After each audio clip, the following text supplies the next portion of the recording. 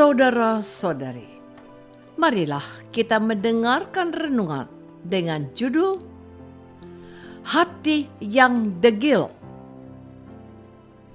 yang berdasarkan pada Injil Markus bab 16 ayat 14. Akhirnya Yesus menampakkan diri kepada ke-11 orang itu ketika mereka sedang makan, dan ia mencela ketidakpercayaan dan kedegilan hati mereka oleh karena mereka tidak percaya kepada orang-orang yang telah melihat Yesus sesudah kebangkitannya.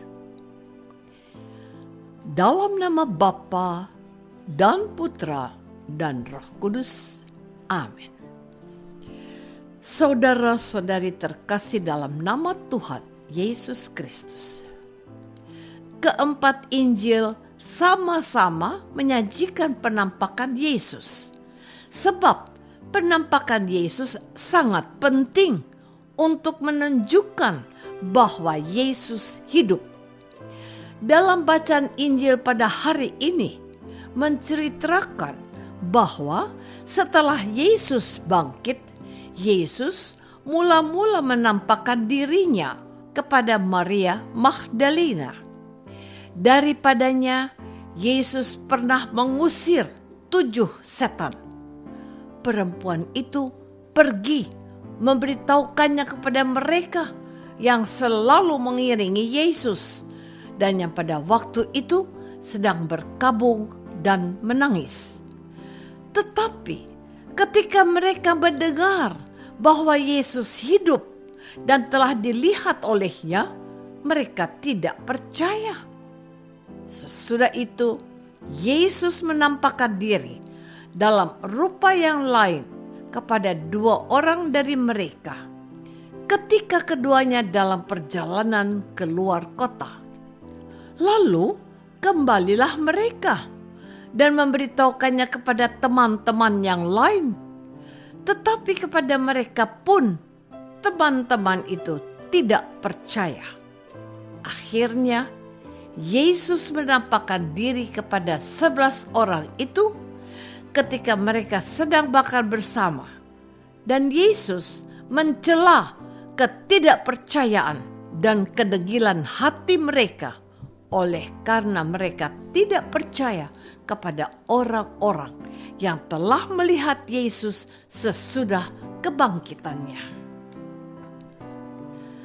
Saudara-saudari terkasih, peristiwa kebangkitan Yesus dari alam maut tidak membuat para murid dengan mudah percaya dan menerima Yesus sebagai Tuhan dan Juru Selamat. Hal ini dapat kita maklumi karena 2 alasan. Pertama, para murid belum mempunyai pengalaman tentang kebangkitan orang-orang mati. Para murid memang percaya bahwa orang-orang mati akan dibangkitkan pada akhir zaman. Namun, kepercayaan itu tidak penuh. Artinya, mereka hanya percaya di mulut saja, tetapi di hatinya belum. Sementara di sisi lain, para murid sesungguhnya memerlukan waktu agar benar-benar percaya akan adanya kebangkitan orang mati seperti yang dialami oleh Yesus. Kedua, kematian Yesus sangat tidak manusiawi. Ada banyak luka di tubuh Yesus. Bahkan hampir semua tubuh Yesus penuh dengan luka. Maka para murid sulit percaya bagaimana dalam waktu singkat badan Yesus yang penuh luka bisa sembuh dan pulih. Peristiwa ini tidak mungkin dan sangat sulit dipahami para rasul. Saudara-saudari terkasih, sikap para murid yang lamban dan sulit untuk percaya kepada Yesus yang sudah bangkit dari alam maut berbanding terbalik dengan usaha Yesus untuk meyakinkan para muridnya. Yesus jelas-jelas kecewa dengan sikap para rasul tersebut. Pertama, para rasul tidak percaya pada kesaksian Maria Magdalena yang telah menceritakan pengalamannya melihat dan bertemu dengan Yesus yang sudah bangkit.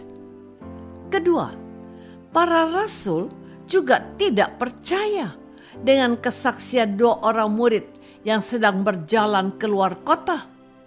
Dan akibat tidak percaya dengan 2 kesaksian yang ada, Yesus menyebut para rasulnya sebagai orang-orang yang degil hatinya.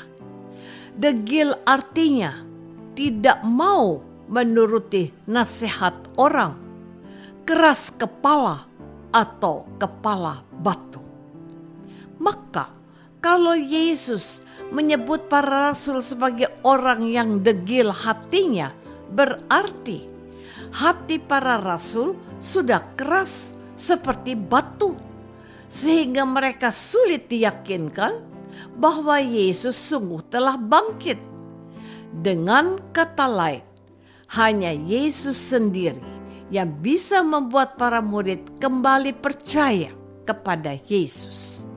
Karena itu, mau tidak mau, Yesus harus menampakkan dirinya secara khusus kepada para rasul yang hatinya sudah degil.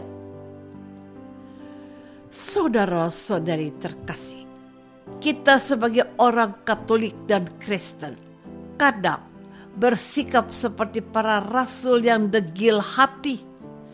Ketika kita mengalami suatu musibah atau masalah yang besar, kita bisa saja kehilangan harapan dan pegangan hidup.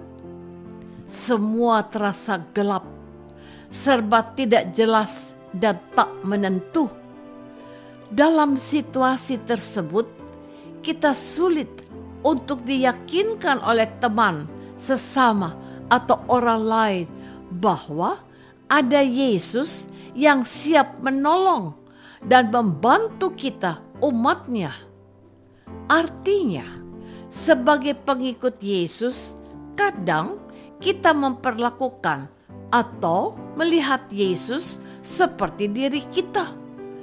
Kalau kita melihat dan mengalami sebuah persoalan yang berat sehingga tidak menemukan jalan keluar, kita berpikir dan merasa bahwa Yesus pun tidak mampu menolong kita keluar dari masalah tersebut.